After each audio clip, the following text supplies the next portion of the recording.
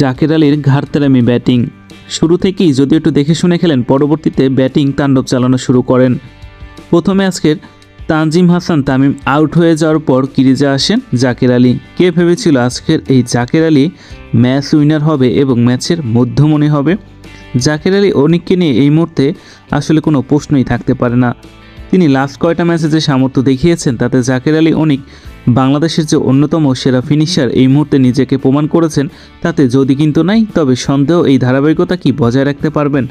আজকে কি দুর্দান্ত একটা ইনিংসই খেলেছেন, এটা থেকে হয়তোবা রাসেল তিনি হয়তোবা লজ্জাই পাবেন। ওয়েস্ট ইন্ডিজে অ্যান্ড্রু রাসেল তিনি হার্ড হিটিং ব্যাটিং করেন, তার মাটিতে তার দেশে গিয়ে এভাবে ব্যাটিং করে ওয়েস্ট ইন্ডিজকে অনায়াসে হারিয়ে দিল জাকের আলীর ব্যাটিং বিধ্বংসীতে।